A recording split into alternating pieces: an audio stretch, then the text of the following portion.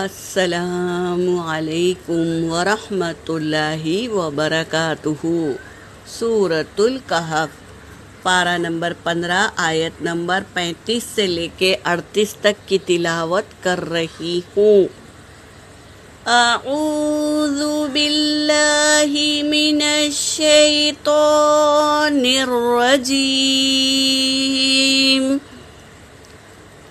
بسم اللہ الرحمن الرحیم۔ ودخل جنته وهو ظالم لنفسه قال ما أظن أن تبيد هذه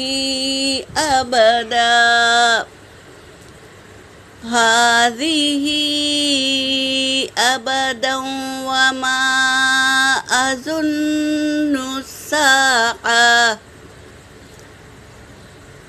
ساعة قائمة ولئن رددت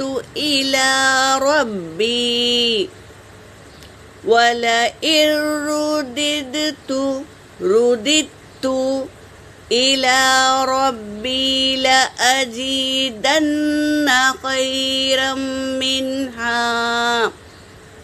یہاں پر میری بہنوں ولا ار پڑھیں گے، نون پر سکون ہے لیکن تشدید بڑا ہوتا ہے تو نون کو نہیں پڑھیں گے، حمزہ کو را میں ملائیں گے۔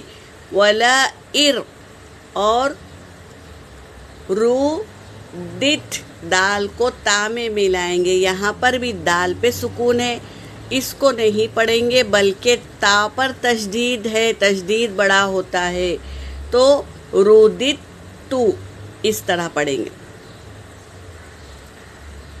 وَلَئِن رُّدِدتُّ إِلَىٰ رَبِّي لَأَجِدَنَّ خَيْرًا مِّنْهَا مُنقَلَبًا۔ قال له صاحبه وهو يحاوره أكفرت بالذي خلقك من تراب ثم من نطفة ثم سواك رجلا۔ لیکن یہاں پر حمزہ پہ چھوٹا سا ڈاٹ ہے تو یہ زائد الف ہے، یہ الف کو نہیں پڑھنا ہے بلکہ حرکت پڑھ کر آگے بڑھنا ہے۔ لیکن هو اللہ ربی ولا اشرک بربی احدا۔ صدق اللہ العلی العظیم۔ ترجمہ کر رہی ہوں۔ وا کا مطلب ہے اور، دخلا وہ داخل ہوا، جنتہ اس کے باغ میں۔ کون وہ باغ؟ جس شخص کے پاس بہت ساری مال تھا، یعنی باغ تھا اور پھل تھے، اولاد تھی، چتھا بھی اچھا تھا، تو وہ شخص جب داخل ہوا جنتہ اس کے باغ میں، وَهُوَ ظَالِمٌ لِنَفْسِهِ تو وہ ظالم ہو گیا، لنفسی اپنے ہی نفس کے لیے وہ ظالم ہو گیا۔ کیسے ظالم ہو گیا؟ قال کہا اس نے، ما اظن نہیں میں گمان کرتا، ان تبیدا ہذہ ابدا کہ یہ باغ کبھی بھی نہیں ضائع ہوگا، یعنی اس پر کوئی آفت نہیں آئے گی۔ میں نہیں گمان کرتا کہ یہ باغ میرا کبھی ختم ہونے والا ہے یا فنا ہونے والا ہے۔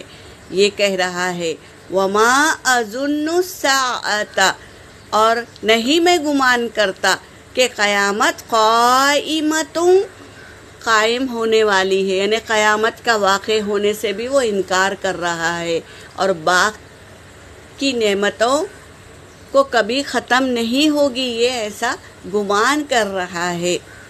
وَلَئِن رُدِدتُّ اور بالفرض رددت میں لوٹایا جاؤں گا، اِلیٰ ربی اپنے رب کی طرف، لَأَجِدَنَّ تو ضرور میں پاؤں گا، خیرم منہا اس سے بھی بہترین مال، یعنی اس سے بھی بہترین چیزیں میں پاؤں گا، یہ گمان کر رہا ہے وہ۔ منقلبہ لوٹنے کی جگہ پر اس سے بھی بہترین ملے گا مجھے، کیونکہ دنیا میں اللہ نے مجھے نعمتیں دی ہے تو آخرت میں اس سے بھی زیادہ نعمتیں دیں گے، یہ وہ گمان کر رہا ہے، اور یہ کہہ کر وہ ظالم میں شمار ہو گیا۔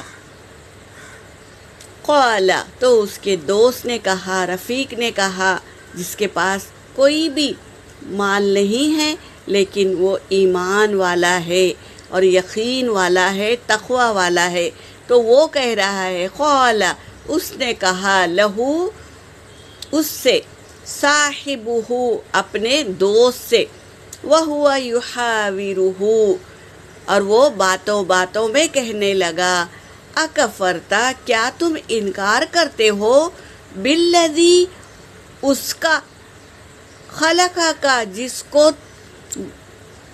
جس نے تجھے بنایا، خلقہ کا تجھے بنایا، من تراب مٹی سے، یعنی آدم علیہ السلام کی طرف نسبت بتا رہا ہے کہ تو اس رب سے انکار کر رہا ہے جس نے تیرے باپ یعنی تیرے والد آدم علیہ السلام کو مٹی سے بنایا، ثم من نطفۃ پھر تجھے نطفے سے بنایا، ثم سواک پھر برابر کیا، رجلا ایک مرد برابر بنا دیا۔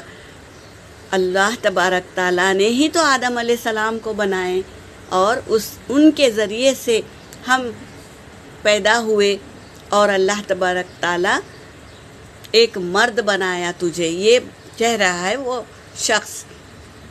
لیکنہ اللہ لیکن وہ اللہ ربی میرا رب ہے، ولا اشرک اور نہیں میں شرک کرتا، بربی میرے رب کے ساتھ میں کسی کو شریک نہیں کرتا، احدہ کسی ایک کو بھی میں شریک نہیں کرتا۔ یہ ایمان والا تقوی والا کہہ رہا ہے کہ میں میرے رب کے ساتھ کسی کو شریک نہیں رکھتا، کسی ایک کو بھی میں شریک نہیں